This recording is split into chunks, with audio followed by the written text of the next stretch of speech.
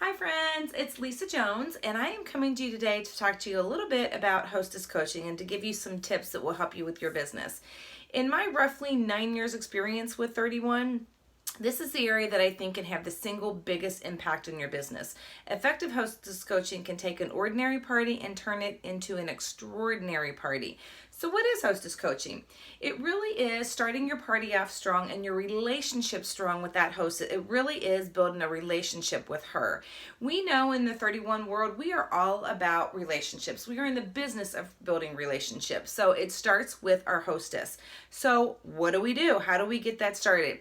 First and foremost, I always try to connect with my hostess on social media if she is on Facebook, because I can start building that relationship with her there as well. I can learn a little bit about her through what she's posting and can comment and like. And that just starts building a relationship with her.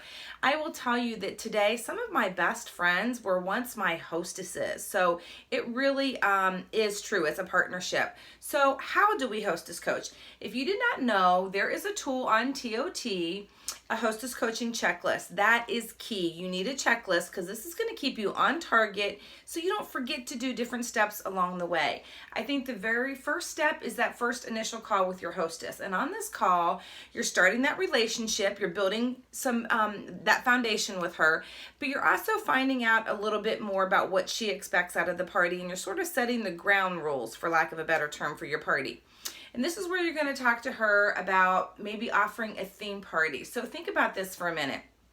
There are so many different kinds of themes that you can do with a party, whether it's lawn chairs and lemonades or tacos and totes or margaritas and monograms. Come up with a cute, clever theme, because think about if you get an invite that says you're invited to a 31 party. Yeah, that's great, kind of boring. But if you got an invite that says, hey Mary, you're invited to a tacos and toast 31 party, doesn't that sound a little more fun? So you're creating that atmosphere already before the party has ever started. You also want to make sure you have given your hostess a hostess packet. And I like to have these at each and every one of my parties so that if I do book a party from that party, I've got that hostess packet that I can give to her. Well, her excitement's super high, and quite honestly, it saves me from having to mail one out and saves me a ton in shipping. So in your hostess packet, you should have a hostess letter from you. This kind of introduces you to her, gives her some expectations for the party. I offer 3 different incentives in my hostess letter, and I'll talk about those in a couple of minutes. You also can walk her through the steps on how to take and collect outside orders. And this is an area too where you can even mention 31 Gives. So you're starting to build that brand recognition with the giving side of our company as well. So on that initial call, you're talking about the party theme, the kind of party you want to have. You want to go over everything that's in that hostess packet. So you have your letter. You should have the hostess flyer. And the majority of these you can print right off TOT. You certainly want a monthly customer and hostess special flyer in there. Definitely have to have catalogs, 2 or 3 of them. Depends on if she's, passing a lot around at work or giving them out to friends and neighbors. You want to have some outside order forms in there, and you definitely want to put a recruiting flyer in there because we know she already likes 31 because she's booked the party. So you go over the hostess packet with her when you initially talk to her. A couple other things you want to do on this call is talk about the guest list, okay? And this is really, really important. I think this is an area where we tend to, we don't do the best in this area that we can.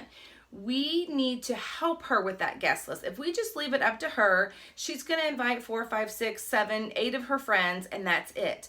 Well, in the direct selling industry, only about a third, this is an average, a third of the guests that you invite can actually attend the party. So our goal is to get more people at the party because this is going to have a bigger impact on your party averages, and quite frankly, it's going to give her more stuff for free. So you want to, and I tell this to my hostesses all the time, I say, when I tell you this, you're going to think I'm crazy, but I want you to invite between 40 and 50 people to your party. And they almost always say, Lisa, you're crazy. I don't have room for that many people. But as we just said, only about a third of those people are going to be able to come to the party. So our goal is to get 10 to 12 people at that party.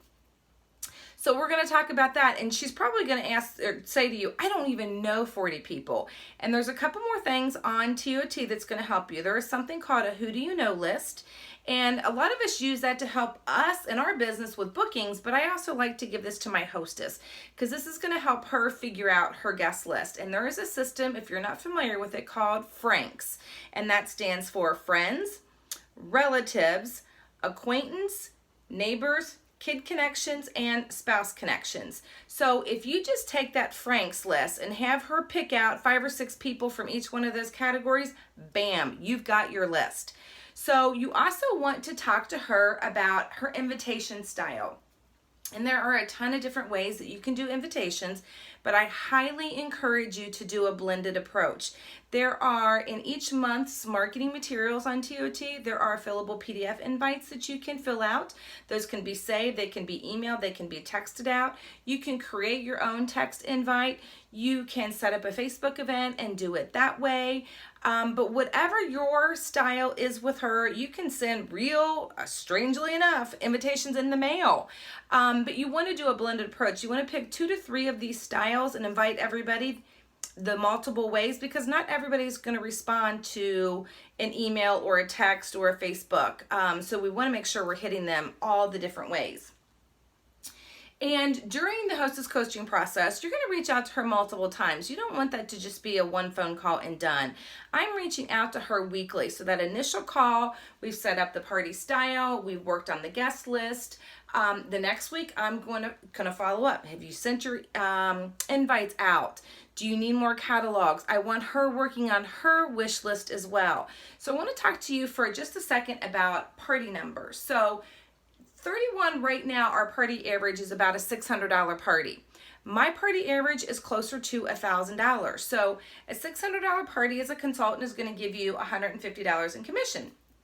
If we can get your party averages up in that $1,000 range, you're going to make $250. And I don't know if you know this or not, but in the 31 world, you can give yourself your own raise.